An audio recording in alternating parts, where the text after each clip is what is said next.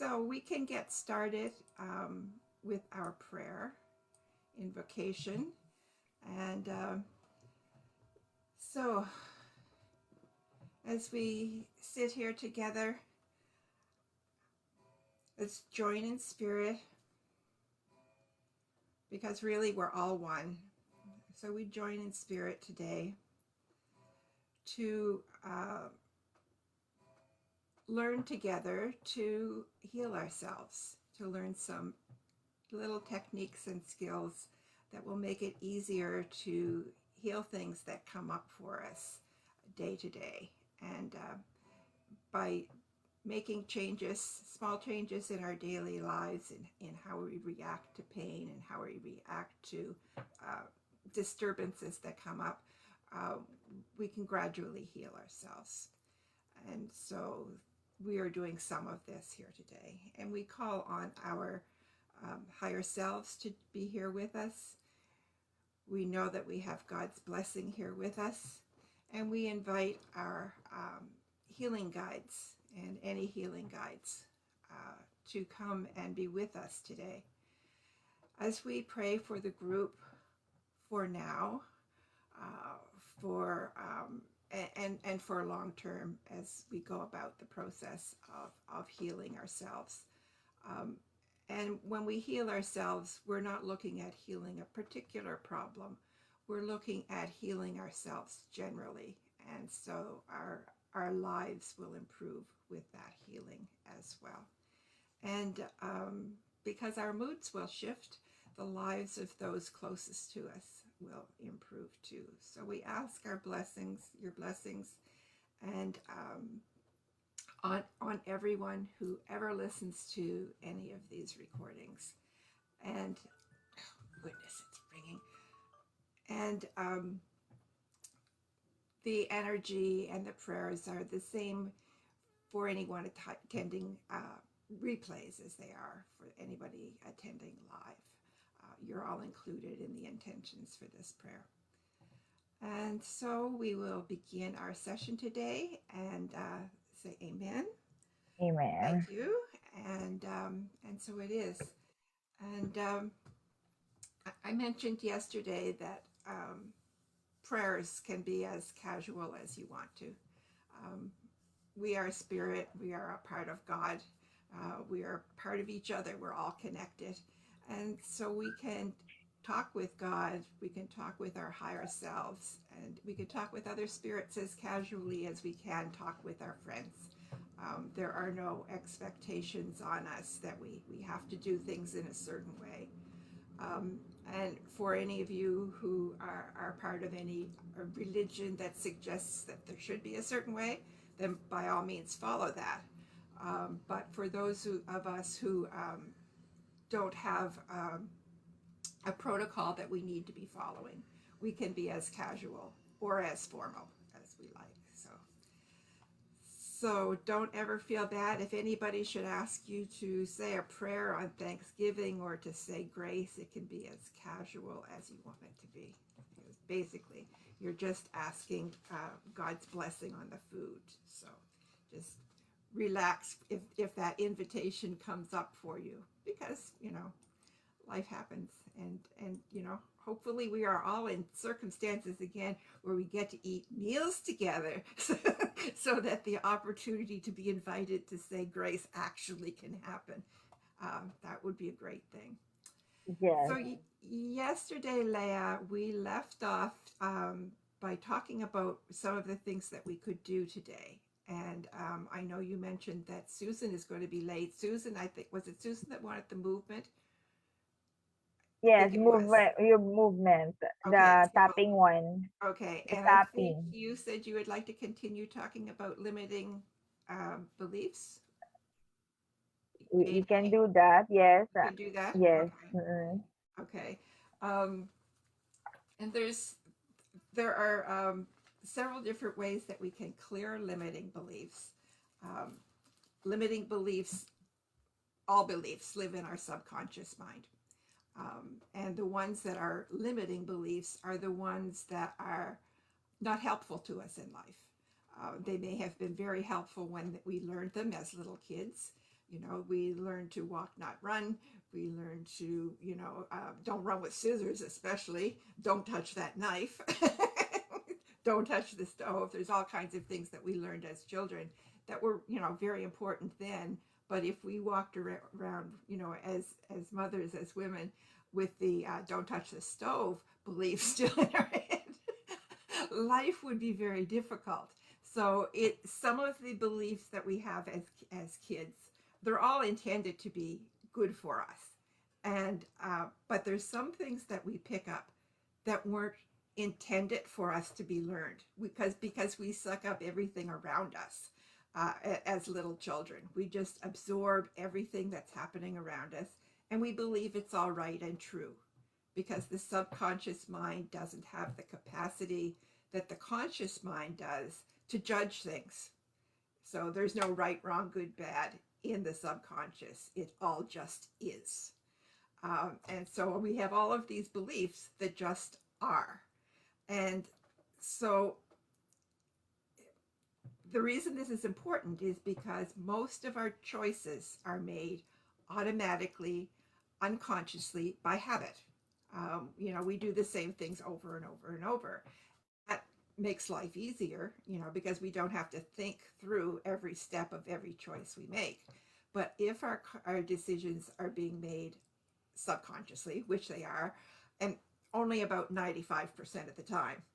So this is this is sort of a really important thing to be aware of, because if unconscious decisions are happening 95% of the time, and some of those decisions are not ours, they're like we didn't form those beliefs, and if we haven't looked at them, we don't know whether they're still helpful.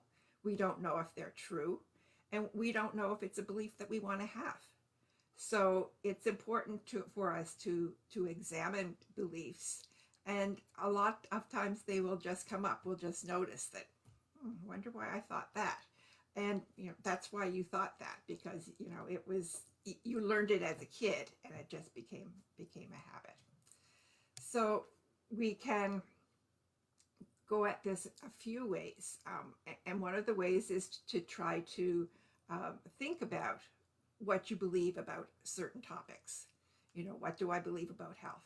What do I believe about doctors? What do I believe about money? What do I believe about church? What do I believe about learning? And as you go through that, you'll pick up all kinds of other related beliefs, and you'll see that there's some that are, whoa. I believe that, and you don't. It's interesting because you'll notice that some of these thoughts that are deeply embedded in your subconscious, you don't really believe, but they're still there. And so until you make them conscious and can bring it up to that conscious level, you can't stop the thought from affecting your decisions. So it's important to bring these things to our conscious mind, and then we can decide to change them. And the way we teach our subconscious is by repetition. It's the only way it learns. It's the way it learned when we were kids. Things happened repeatedly around it, and it just, we didn't have to think. It just learned by the repetition. And so that's how we can retrain our subconscious, is by repetition. But we decide what the new belief is that we want to have and repeat it to ourselves. And eventually, if we repeat it often enough, it will become our new belief.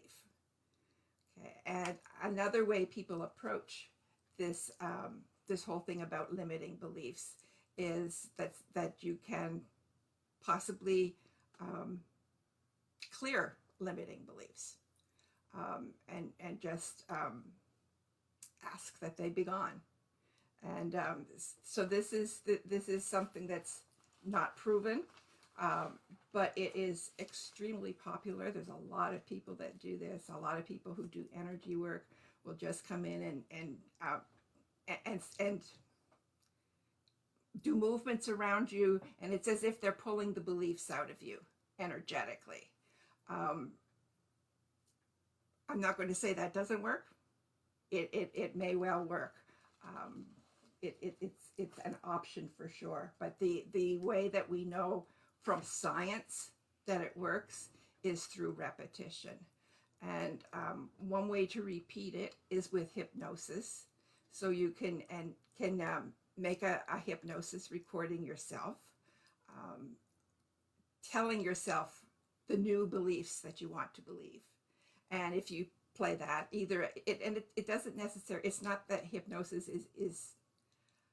is required to do this. What's required is to have a way to just get it into your brain over and over. So it's just really a tape of you saying to yourself what you want to hear over and over and over. And then you're correcting the beliefs from what they were to what you want. And that definitely changes the patterns in you, because you'll be making all of your choices based on beliefs that you actually believe. And that's certainly a healthy way to go about it. And I'm looking for this. Okay. There is something called the bars that we have worked with before. And what that is there are a number of places on the head where you can apply pressure, and they represent certain points, like hope and dreams. And so there's all of these points. And there is the process of the bars contains a clearing statement. And so what I really want to talk about today is the clearing statement that goes with that process, because you can also use the clearing statement on its own. So what you're doing with this clearing statement, if you use it yourself, is you're talking to yourself, and you're telling your beliefs that you want to uncreate them. You want to destroy them and replace it with something good. So the clearing statement is kind of peculiar. It's short, and it's short because it's got a lot of abbreviations in it. So the clearing statement is right and wrong, good and bad, POC and POD, all 9, shorts, boys, and beyonds. Sounds a little like Greek, doesn't it? But once you understand what it means, you're telling your subconscious that you want to clear, based on all of those things. So basically what it's doing is it's whenever you're willing to uncreate or destroy beliefs, you're giving it that permission. And that's what POC and POD are: point of creation of beliefs and point of destruction. So when we say these words, we're actually saying that we want to, we're giving the command from our conscious to our subconscious, and our subconscious isn't really in our chin. But what I'm trying to say is in the upper and lower minds. So the upper mind is the conscious mind, the lower mind is the unconscious or subconscious mind. So when you're willing to destroy and uncreate and let go of something that's limiting you, like these limiting beliefs that are no longer true, it instantly opens up the space for something that isn't limiting to replace it. And so by using this statement, what you're doing is you're telling yourself that you want to keep releasing everything that's limiting. You want to uncreate anything that you created that no longer serves you. And so that you are, instead of being loaded down by the old, you're lighter and freer and can form new beliefs and can accept new beliefs, so that you're making fresh choices, fresh decisions with ideas and beliefs that are right for you now. Okay, and so the clearing statement is very, very peculiar, and it's said that it's not at all necessary to understand the words logically, because the unconscious does understand the words. It gets it. And so because the subconscious mind is connected with universal mind. So when our conscious mind is talking to our subconscious, it's talking to a mind that has more information, considerably more information than our conscious mind. So that's why it understands. Oh, Susan is entering the room.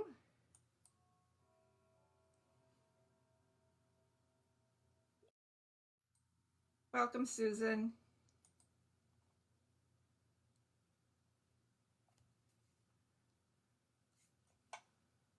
I don't see her yet. Do you see her?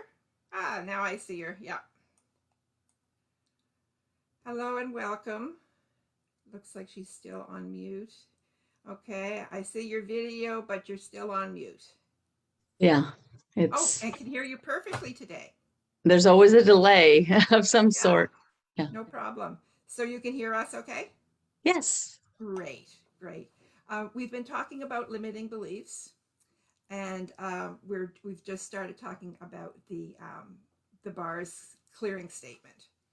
And I believe you were here the last time that we talked about that.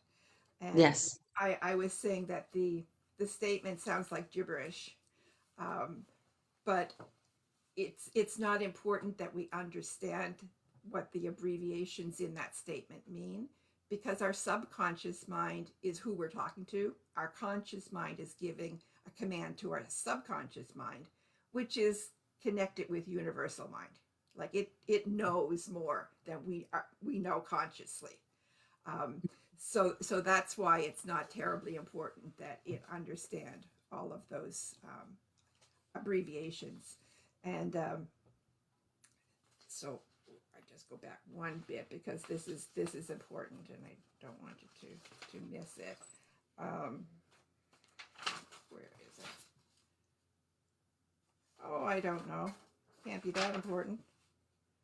Okay, here it is. Whenever you're willing to destroy or uncreate and let go of something that's limiting you, it instantly opens up a space for something that is limitless to come in and fill it. And so that's why this is important. When we're doing this clearing statement, we're telling ourselves consciously that we would like our subconscious to let go of the old conditioning beliefs that we learned when we were kids, before we were able to say, I don't believe that.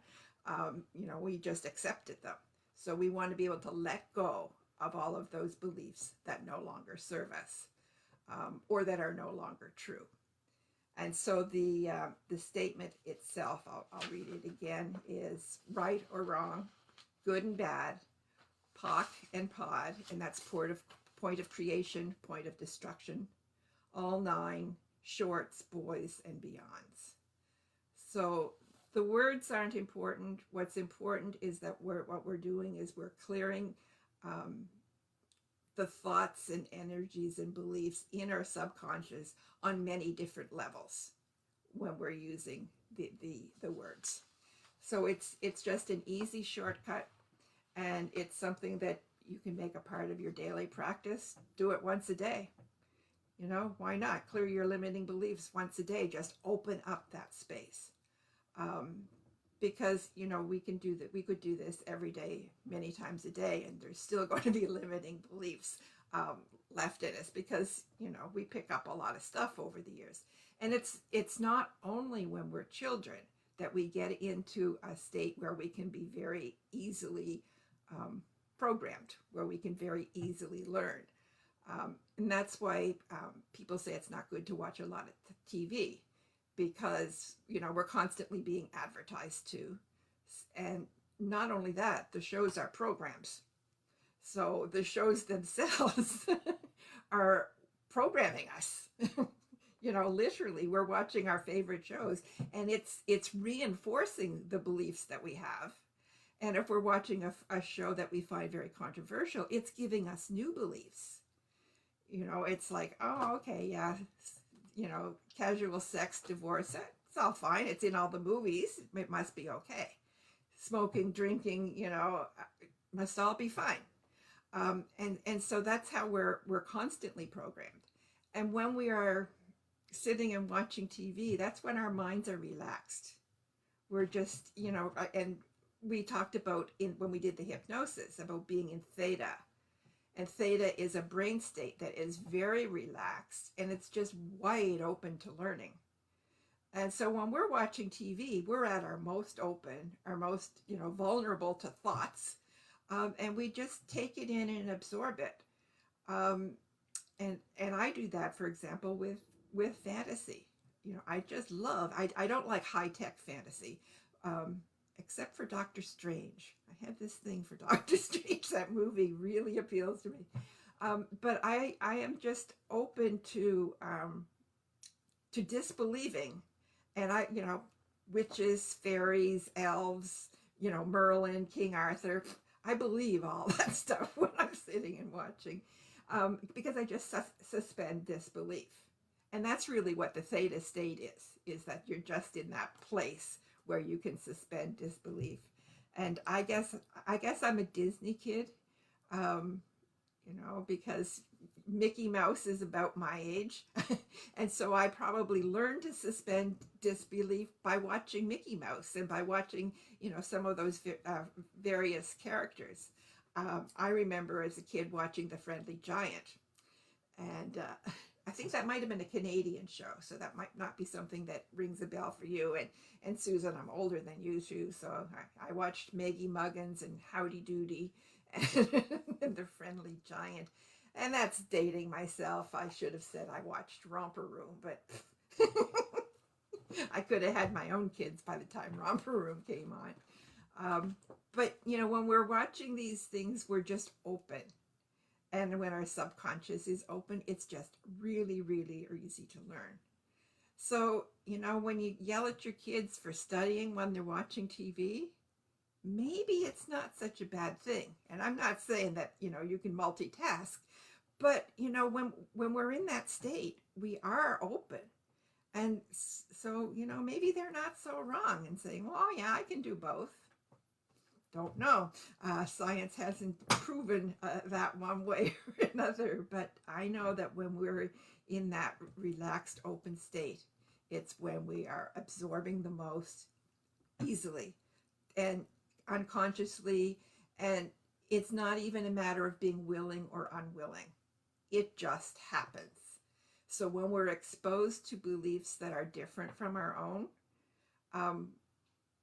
we accept them. And I'm not saying that we necessarily believe or disbelieve, but there's no argument. They're just in there with the works. And so if it happens over and over and over, then we become just more comfortable with the belief. So it's no longer strange for us. It's no longer something that we would reject. And so culturally, I'm sure that there are things that people wouldn't want, like somebody moving to Canada or to the US from someplace in Africa or someplace where just culture is completely different. When they watch TV, they're being programmed with a whole new set of beliefs. At least when we watch it, we're being programmed with a set of beliefs that are around us. But somebody new coming into the country and watching is being programmed with a set of beliefs that are entirely different from the way they were brought up. And so I'm sure that older members of the family would object to that kind of TV viewing for their kids. But the kids will probably love it because it makes it easier for them to fit in with their peers.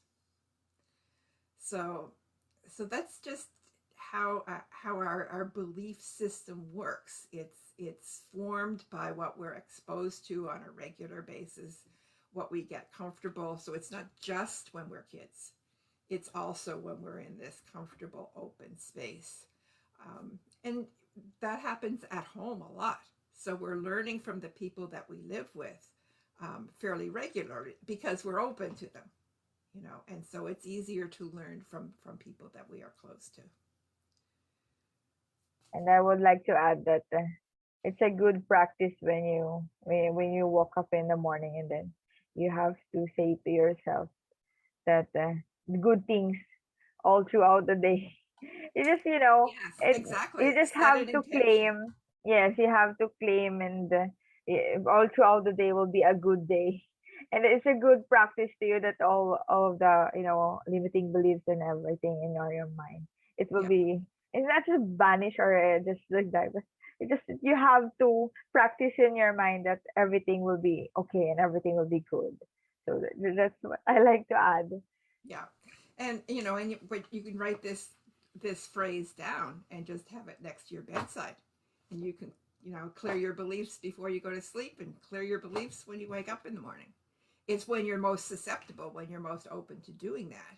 And it's a really easy practice. Can't possibly do you any harm, because you're only releasing what is no longer of value to you. So, Susan, you You, look like you have a question. I can see your question. well, and I have a completely different comment based on what Leah said and then what you shared. You both reminded me of something that I often forget to do. I even put it on my dresser and I would still just not see it in the morning because I'm not very alert that first hour. But I did this once, I think because I was in a novel situation for 14 days in a row on vacation. And I don't know about you, but anytime I have a vacation, things go wrong. Like weird things like you miss a plane connection, or I haven't taken many vacations like that where I fly. I was But 24 hours late for a flight once. oh wow. Yeah. Coming So, home from Australia. I just miscalculated what day it was. because you The were in a different time international zone. time. Yeah. Yeah, things can go wrong. Please continue. So, what I said each morning, it comes from Thich Nhat Hanh. It's a quote from him. Waking up this morning, I smiled. 24 hours are before me. I vow to live fully in each moment and to look at all beings with the eyes of compassion. Wow. Will And you type that, that for us and put it in the chat? And we'll oh, put it sure. on. That is Um, beautiful. Oh, I my think, heart just went. oh, thank you. I think it works so well because my goal is to be in the present moment and to look at people with compassion. So it's not about, I want everything to go well for me. Yeah, So yeah, that's that thing, that limitless thing I have trouble tapping into because of my childhood conditioning of got to get these practical things done. But tapping into that limitness that we're connected to everybody in the world. And then what you were saying about the TV, that's now that I think about it, it's even related to I have gotten so many amazing insights from my international friends because a lot I see it less with Canada maybe, but even Canada, I get some really great Canadians. I get great insights because they don't have that cultural conditioning that I had in the United States in the public school system and from my parents and TV. And I can even probably burst into some jingles that I haven't heard since I was 7 or 10, or from, like double mint gum, double your oh pleasure, yeah. double your fun with double mint. I mean, why do I still remember that? Why is that hanging out in my brain and Every taking up Canadian space? remembers that too, and the double mint twins. Yeah, and it's not a I mean, yes, we want to have pleasure and joy in our life, but is gum going to double our pleasure? That's a craziness. I mean, Yeah, buy this thing and then you're going to have, and it's gum, that's even more silly. yeah. But anything we buy, that's, I think, and I think that contributes to our illnesses. I mean, my diagnosis is myofascial pain syndrome, but there's tremendous overlap with fibromyalgia, my symptoms anyway. And And chronic this, fatigue.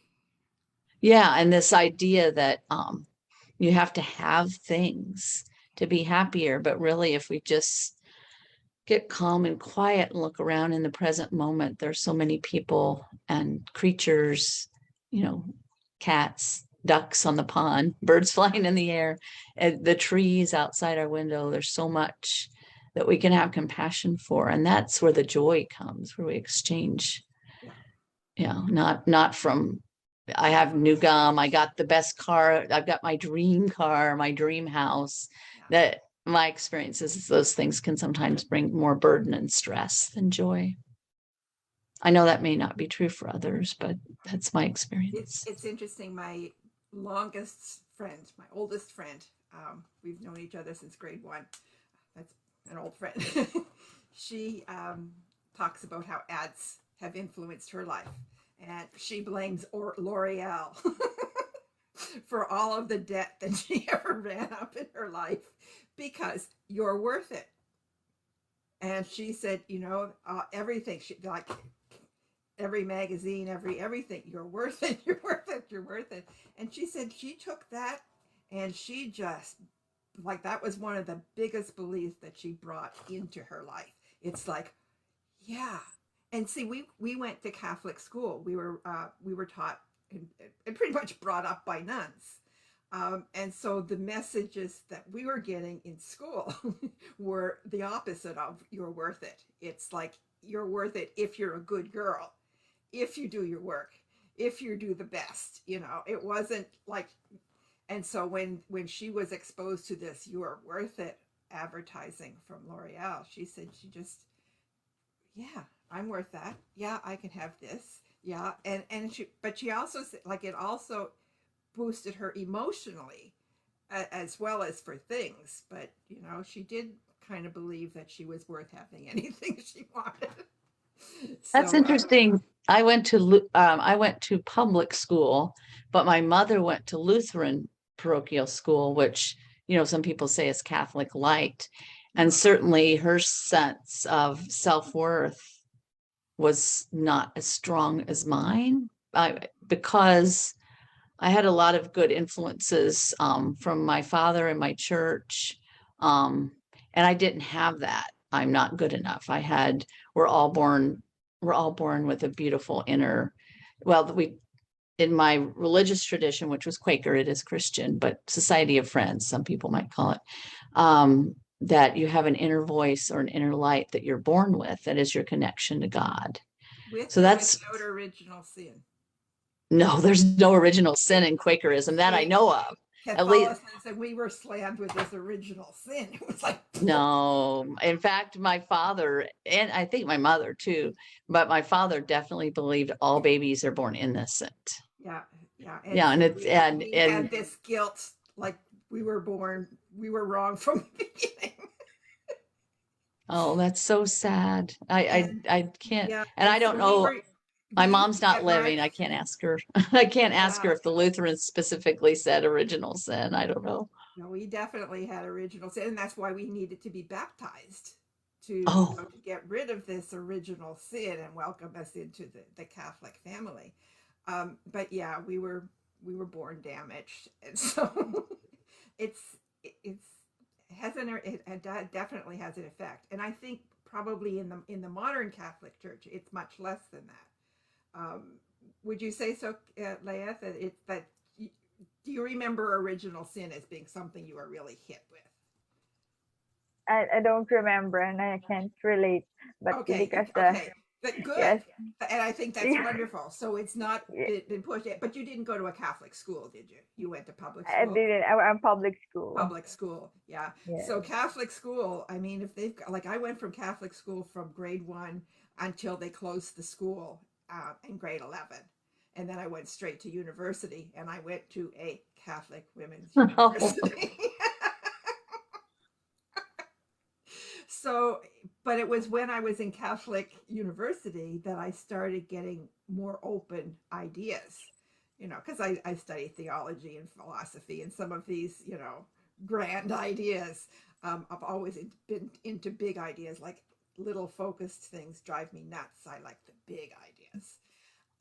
And so, yeah, that was where I started opening up to new thoughts, to new possibilities, yeah. And so TV was another one of those places where we saw that people lived differently than how we were taught in school. Even Archie Bunker was was a complete different from how we were brought up and taught. And so that programming affects us all. And that the whole thing about limiting beliefs is that they're programmed into us. And so much of what we watch, our entertainment, is also programming us.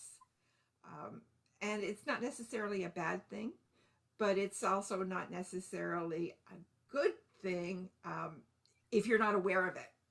if you're perfectly aware that this is happening and you sit in front of Netflix for the night, fine. And you're picking things of your choosing. Like I can't sit and watch violence. I just won't do it. You know, and I even don't watch sports because I don't like the violence in sports. And, you know, most people wouldn't consider that violent, but my dog does. He barks when if there's a football game on and he just. Even thing like, what about like, have you tried tennis or ice skating? Because football does scare me. I worry for people's backs and necks the whole doesn't time. mind that. He'll sit and watch ice skating, especially if it's graceful. Yeah, he'll sit and watch it. But yeah, even watching TV, if people are raising their voices, fighting at each other, he'll get up and he'll bark at them. See, that's where I feel like it's so important to honor all beings, because look what you've learned from your dog. That's really interesting. But yeah, because that's telling us that that's a message from a being that doesn't have all this complicated programming, more close to just what's good for us and what's not. Yeah. And he knows that fighting's not good. But interestingly, when a big dog goes by, he'll bark at it. If a little dog goes by, he won't. But if the big dog goes by, he's like, I'm big too. You know, he might be protecting you even from TV. Yeah. The people on TV, they might be yelling at you, so he's going to take them on. Yeah. Oh yeah, he is very protective. I'm sorry, I know we're digressing, but I just feel like we can learn so much from the creatures of the earth, and so many of us forget that because of our programming from TV and our education and our families it's all about, you know, what work you do in the world or having kids and raising them. Or what hurts my heart the most about advertising and television is women have to be pretty and thin and use makeup and hair color, which obviously I don't. In fact, I'm evaluating my own appearance. But it's our heart connection with other people that's really important to me. I had to let go of the programming that it was really important for me to be smart and do good in school and be a good reader. I'm glad, I love that I can read and write. That makes me very happy. But people who are illiterate, who've never had the opportunity, or they couldn't figure it out because they were dyslexic and nobody knew how to help them, they are just as beautiful as any of us. So I had to drop that programming. Wisdom. Yeah. I have myself and others, even though I have advanced degrees, myself and others have been hurt by people judging us because of how we use those advanced degrees or how we didn't use them, or, you know, why didn't you get a university job? And so that whole judgment, that's something that and Leah, maybe you have some insight from the Philippines, but I see it in Canada, United States, and Western Europe, so much judgment that we get when we're little kids about achievement and jobs, and this job's more important than cleaning the toilets. Well, if somebody doesn't pick up the trash, we're all going to get sick from the rats. Exactly. And you know, nobody wants to be in a place where there's nobody cleaning the toilets either. Yes, it's important work. It's important work. Yeah. Yes, I do believe in that kind of judgment, because it's just like, you know, the society with the poor and the middle class and the rich. That's how they group the people are in. Also when you go to the prestige school, that's just like a big university, that's, you know, the highest, they say the highest tuition is the highest, you know, the highest amount of IQ that you can get. I do believe in that. But in terms of working, I think all people are equal. All people are equal, and all people have something that, you know, can serve to all of the people, you know. They're just like when you meet someone that's brainy, not like me, and then the heart, you know what I am saying, how she value you as a client, or how she treated you. That's you know, the differences So yes, every people has its own uniqueness, and then every people has its equal to each other Yes. in terms of beauty. Everyone is beauty. Everyone has its brain. Everyone has to say yes or no if they don't like, if they don't feel, don't feel right. Just I totally agree with you. Here in the Philippines also, we experience that. Most and then we are in the third world, unlike yours, that your technology is most advanced. And as a Filipinos, when we meet you foreigners that have like more techy ones, oh, you have that just like that. And when also in your hospital, your Yeah. technology, yes, your technology is more advanced than us. So that's one. Yeah, I've had people, oh, you don't have a, I won't say the brand since you don't have that kind of phone. You've got Yeah. this other, yeah, like, oh, shoot, I wanted to FaceTime you. Yeah. Like Exactly. their technology that I know costs a lot more because but then again, that's my childhood conditioning that you want to pay as little as possible.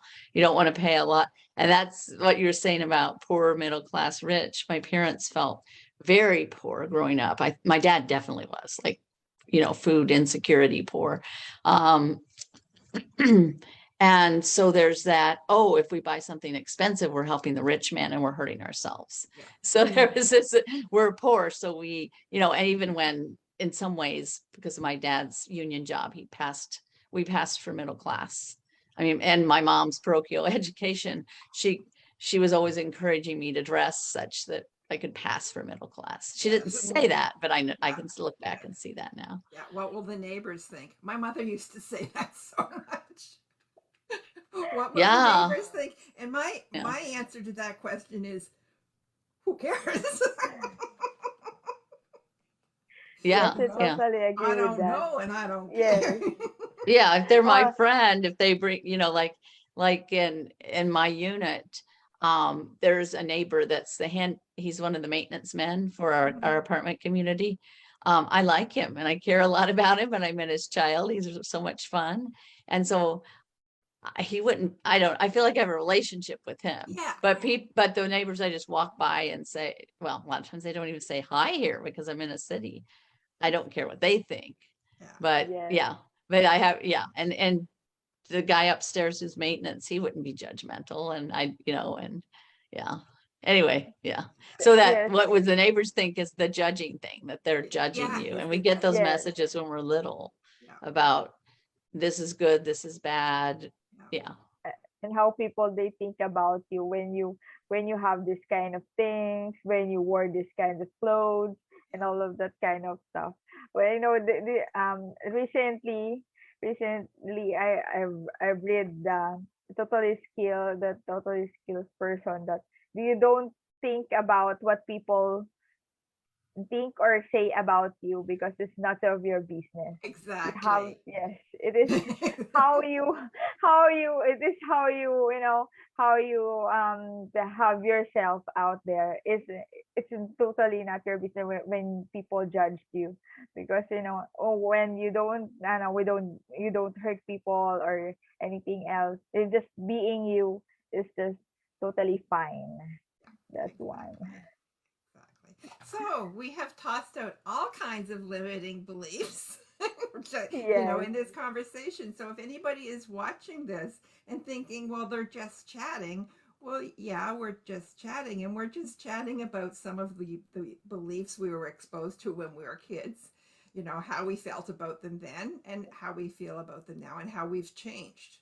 Mm. So we recognize that there are limiting beliefs in us, and we recognize that there's limiting behaviors we do, because we judge other people. I mean, we try not to, but we do. Because there's, Naturally. Less every day than we did the day before, but Mm. it still is in us. You know yeah, there are We're certain all guilty there are with that. political people that we definitely all judge. We don't all judge them the same, but but strong political figures there's a lot of judgment about them because everybody seems to form an opinion. So Mm. as much as we may try not to judge, and I mean that's a really worthwhile goal because it serves no purpose to judge somebody. But yeah, sadly we do all do it a little bit. Oh, that raises a whole nother question, like with political figures. I mean, at some point I go to vote, so I need to make some decisions This is yeah. about who I think will best serve people. I'm actually putting this how you are, both of you are helping me be my higher self and say, how can this person I'm voting for best serve the public, all of us, if they're representing my state of Indiana, or if they're representing the whole nation, or I guess I don't get involved in, like, I don't have any connection to the prime minister of of anything, do you know what I'm saying? So there's But discernment. we have feelings about how our country relates with other countries. That's true. Yeah. So Yeah. yeah, so there's Yeah. our prime minister with your president, and our But prime minister with certain other prime ministers who happen to be in a lot of trouble right now. and it can really get us in trouble, because if I waste my time judging whoever the president of the United States is, I'm not paying attention to my local politicians who probably affect my life in a lot of ways. Yeah. And again, that's the media. I talk more about the president than the person who represents me in the US Congress and the person who represents me in the Indianapolis State House and my city. I don't even know who's on my city council. Yeah. Nothing about them. So if I didn't waste my time judging the president who can only do so much, Right. or the Supreme Court, or or the Congress as a whole, then I can do more valuable things with my time and my energy and my mind if I don't waste my time, like you said, judgments. Yeah. Yes, it would be grand if we could all get beyond that. And every day we grow. Every day we grow. And it's Well, wonderful. wash those. Can you wash all those away for us right now with what we're doing? Sure we In can. 30 minutes. I'll read the statement and we'll clear it away. So all of the judgments that we do for other people, and all of the limiting beliefs that we're still holding on to, do you want to release them? So we'll let them go, release, uncreate them, right or wrong, good and bad, POC and POD, all nine, shorts, boys, and beyonds. So we'll let go of the old and make lots of space for the new to come in.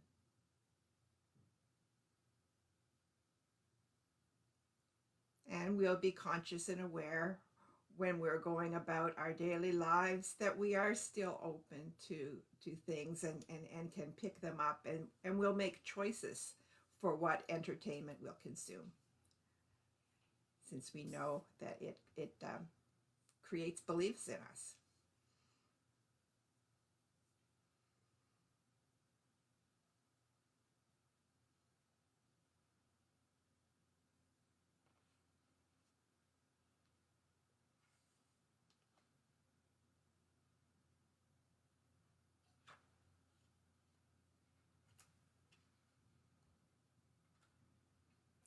So when we're doing that, we're clearing limitations that are around the words, and we're also clearing the energy that is beneath the words. That's what's powerful about this statement, is that we're clearing beliefs at an energetic level in our subconscious mind.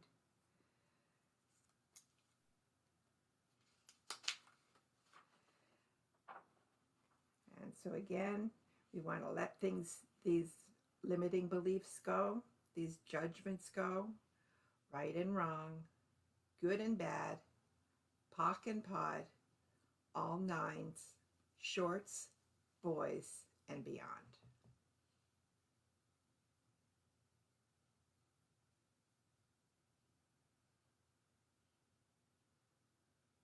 And we'll just give that a little space.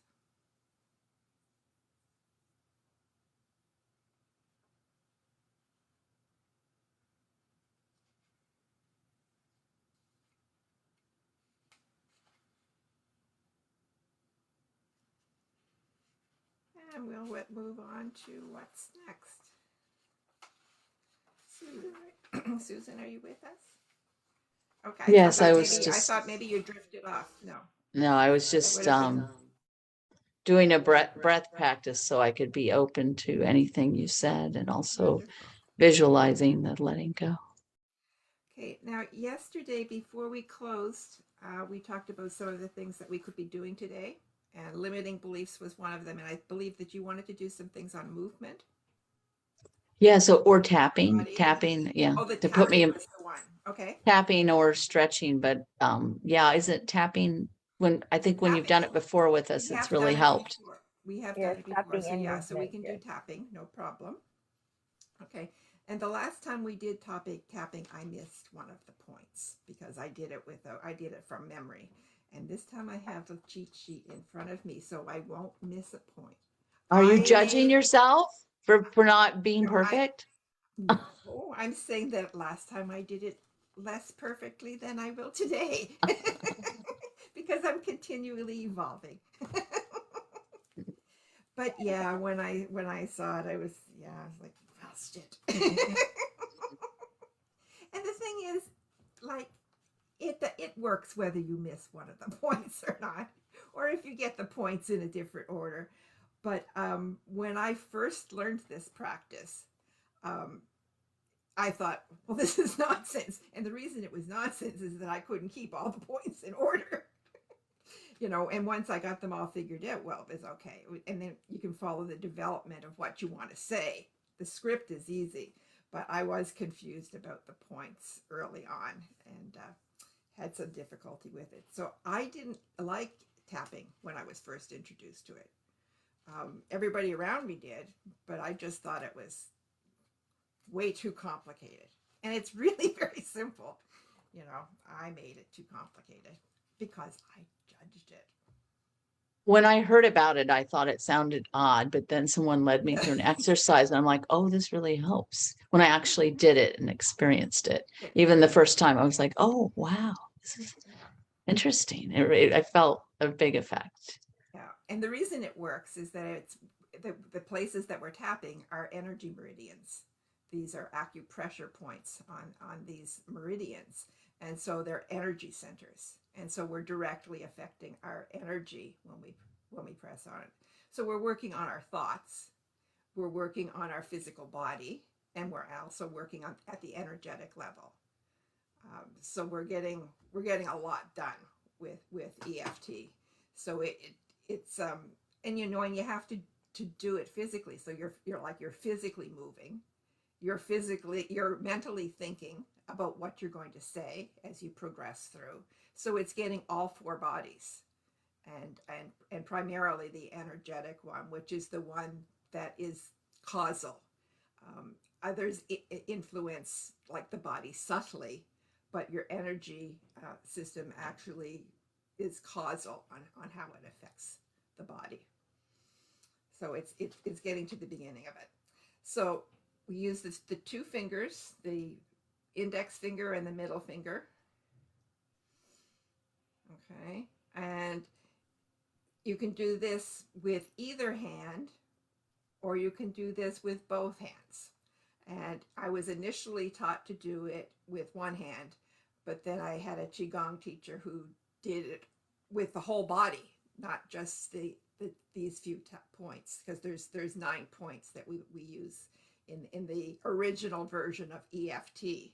But the Qigong master that I was working with he knew the energy, he knew the meridians. So he worked out a formula to do this, and tapping on your arms and tapping on your legs and your kidneys, and it was quite dramatic. So I have the tendency, because of that, to use two hands, because I like to get the points on both sides simultaneously. But it's not necessary. Only two fingers of one hand are required. So, and what we're going to do is on each of the points, you tap 7 or 8 times. Okay. And you start with what they call the karate chop point. So you're using one hand to tap the other. So whether you're right-handed or left-handed, you use your dominant hand to do the tapping, and your non-dominant hand is the one that you're holding out. Okay. And so you just karate chop it 7 or 8 times. And when you're doing this section, what you're supposed to be doing is making. I can't see your hand, Christine. Where am I supposed to be Oh. hitting on the hand? That better? Yeah. Okay. So it's between the thumb and It's between the forefinger. thumb. Okay. Yeah. That's what I thought, but I wanted to make sure. Yeah. Okay. And so when we're doing this, what we're doing is making a declarative statement. We're discussing what we're tapping about. So even though I judge myself more than I would like, I love myself completely. And then you go through the series of points. And the first one is on the top of the head. And so you'll say it again, even though I make judgments, I still love myself.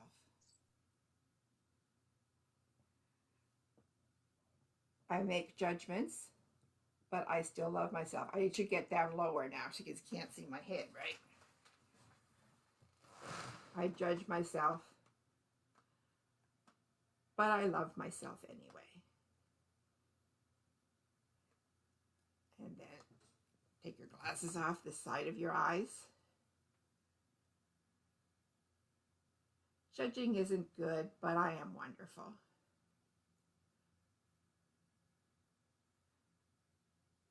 I don't judge that often. I'm not a judgmental person.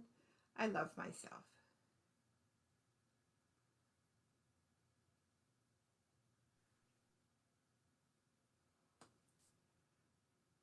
I have bad habits, but I'm a good person. And I love myself.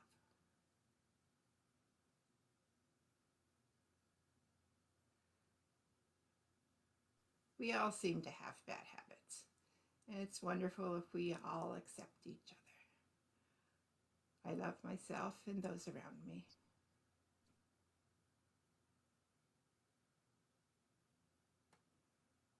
And then we go on the collarbones.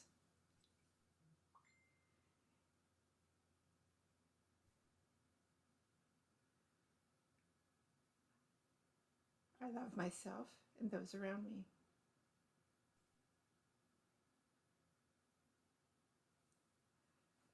We all have bad habits.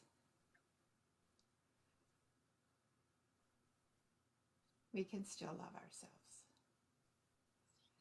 And that's one full circuit. And with this circuit, I wasn't taking it particularly as a real problem because I don't consider myself a judgmental person. So I went through that process fairly quickly. But you might run through something that you're working on 3 or 4 times before you start making movement between the points in what you're saying. And what you're saying it just kind of comes to you. It's you don't think about it, you just allow the message to come. Because it's coming more or less subconsciously. It's just you're becoming aware of how you feel about something, more than thinking about how you think. You're just allowing the feeling to come up, because it's an emotional technique, right? So, so this point is called the karate chop point. Okay, this one is inner eyebrow. Oh wait, now there's the top of the head, yeah. And there's the inner eyebrow, the side of the eye, under the eye, under the nose, under the mouth, the collarbone, and then under the arm. And it's hard to do both arms at once. And the top of the head is actually the last in the circuit. So the first is the karate chop, the top of the head is the last.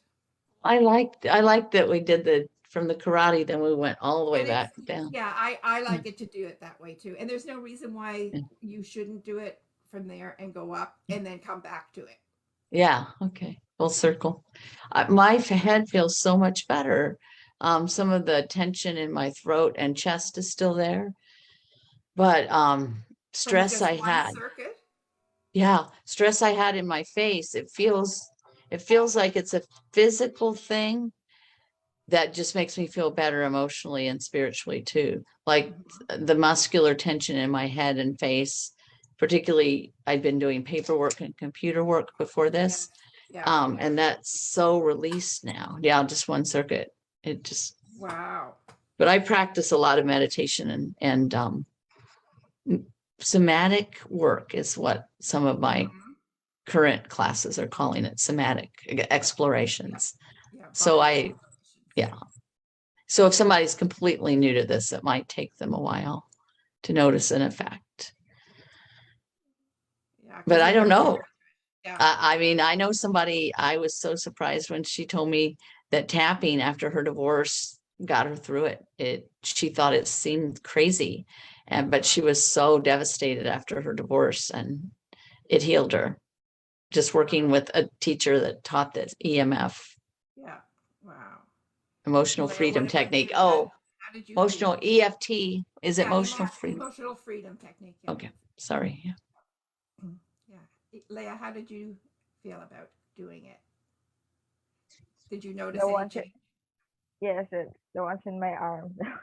When I just stress it out, just like it's something in my arm that's just like that. And then when I stress it, it come out. I Maybe don't. we need to do some of the upper arm movements to Yeah, get some of your stiffness out, and you too, Susan. I don't mind. Um, yeah. do you both have a door? I see that you have a door handy. Do you have a door that you can go to, Leah? It doesn't There's matter none. whether we can see it or not. It doesn't matter whether we There's can see it or none. not. You can go and do the exercises off camera if you want. Okay. Sure. Okay. Off camera. The only thing that matters is that you can see what we're doing, but we don't have to see what you're doing.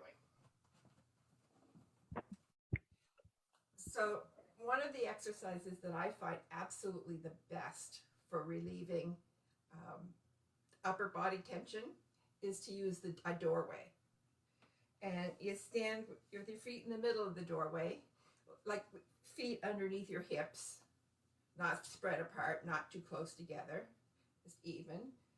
And your arms out on the door frame.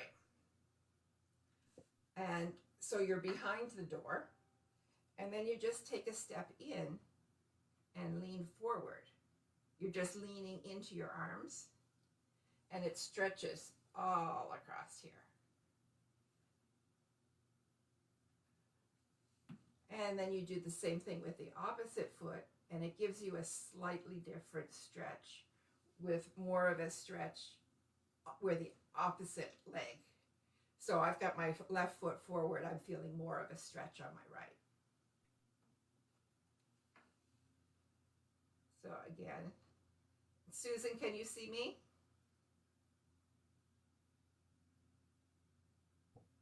Susan, can you hear me?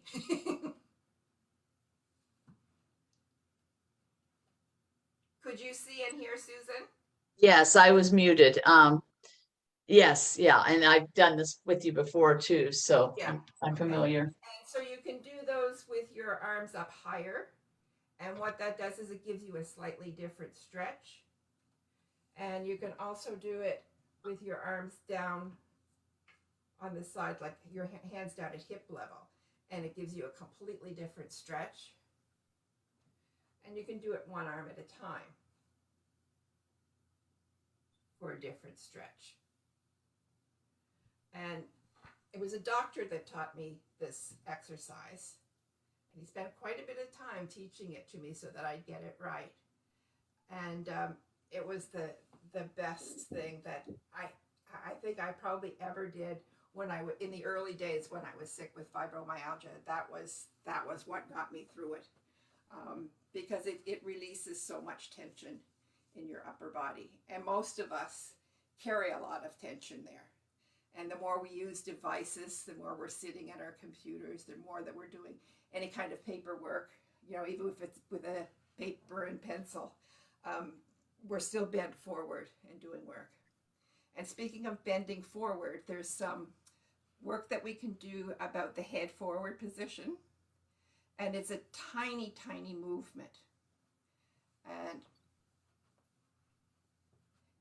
And what you do is you just take your head, you're just standing, naturally, sort of a mountain pose. And you pull your chin back just about an inch, maybe 2 inches if you're really leaning forward. So you're just tucking your chin in. And you hold it in that position. And you move your arms while you're in that position. So you put yourself in sort of a Y shape. And then go down into a W. And an L. And up into a T. And all the time you're holding your head in that slightly back way. And if you do this every day, it really helps. I like to go through it a few times.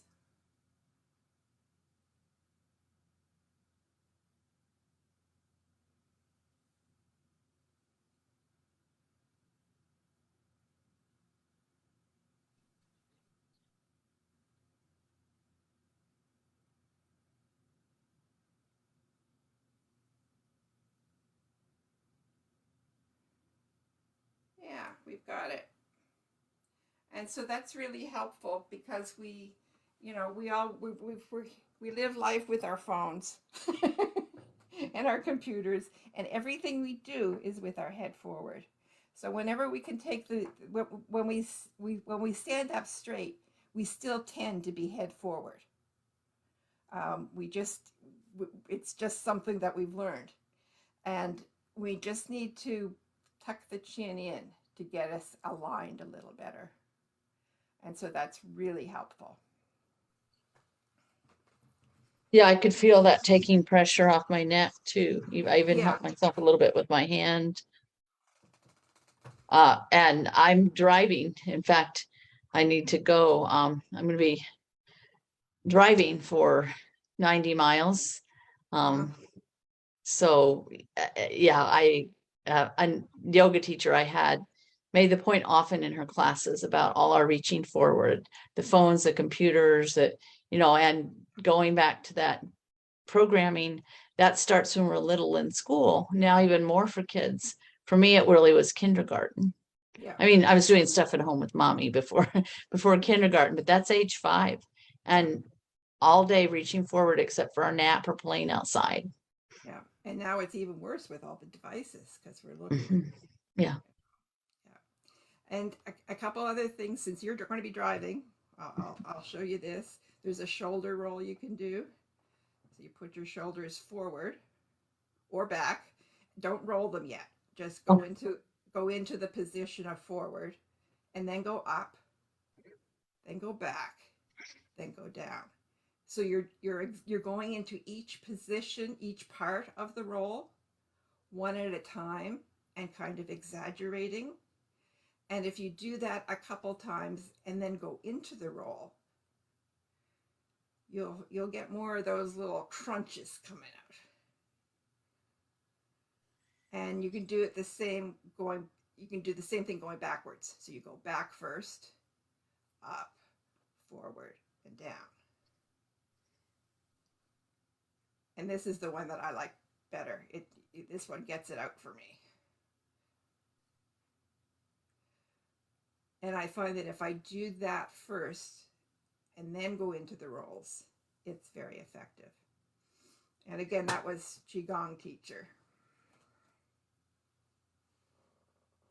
who had a serious back injury at one point. And so he learned a lot of things specific to heal his spine.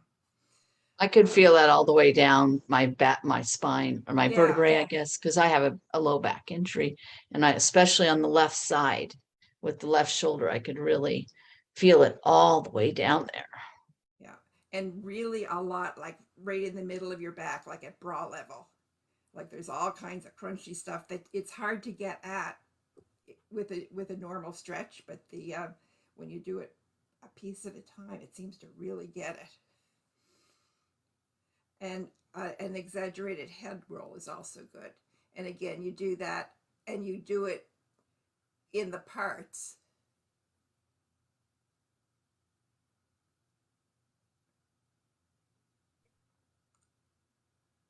Before actually doing it like with a sort of a smooth movement around.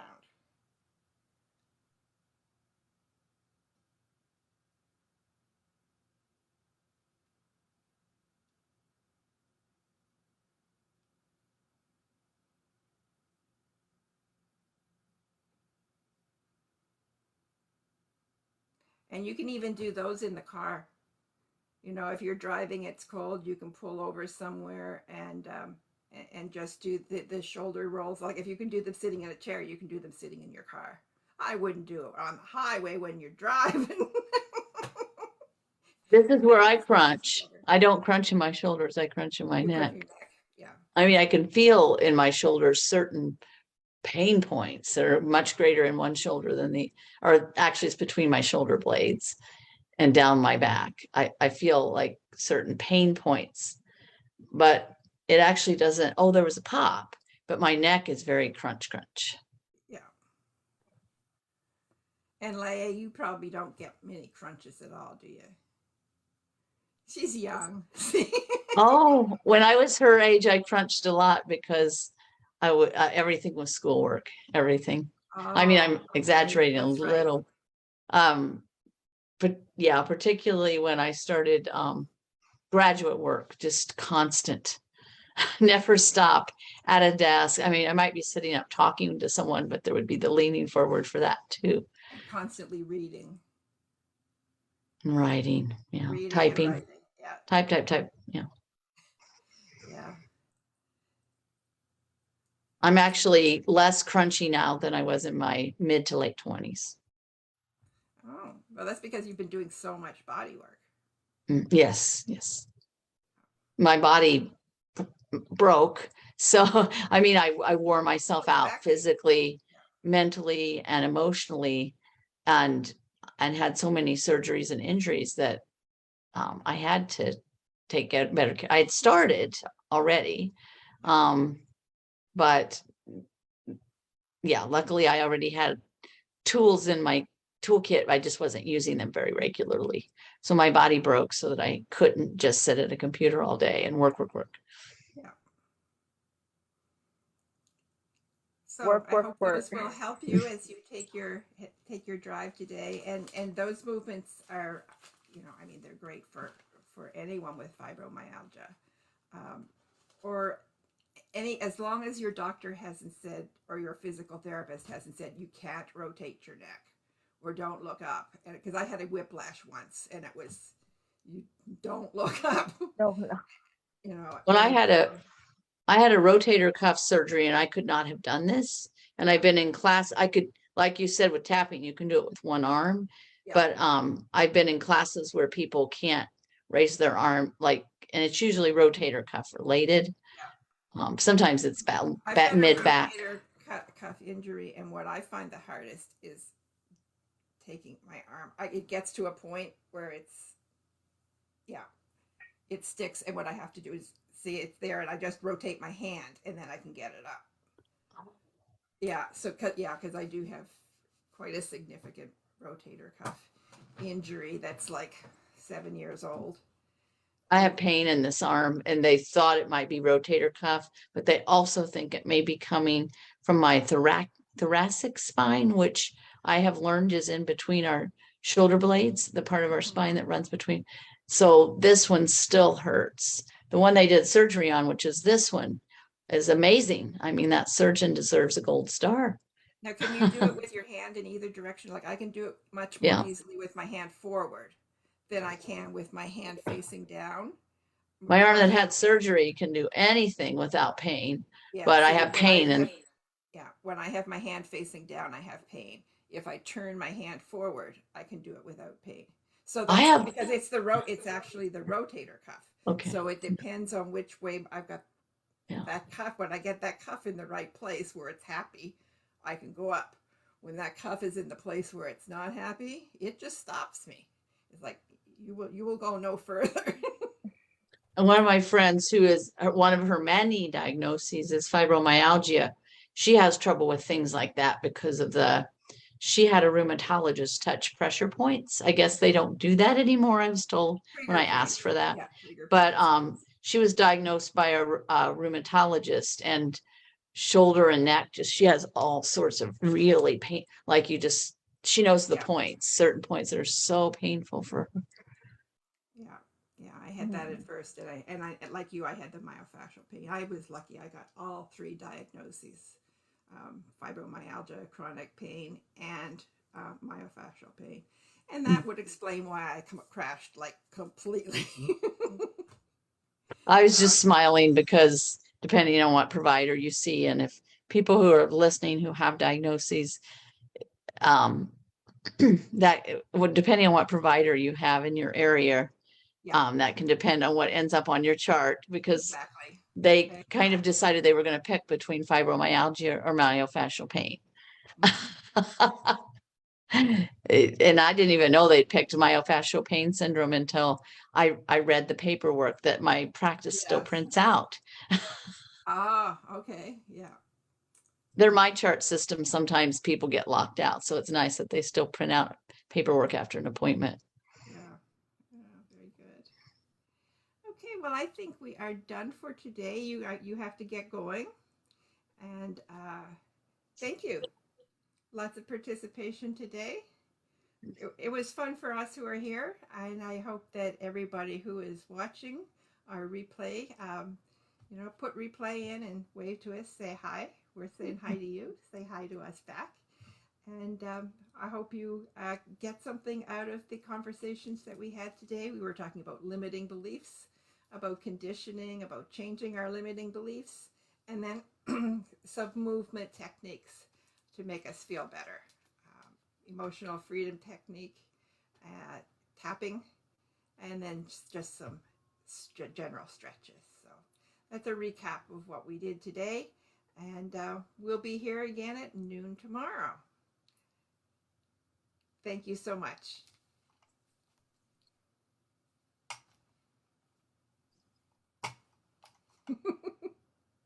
Isn't it funny? Our beliefs are more that we have to wave than namaste. He has a wave after it. Bye, everybody.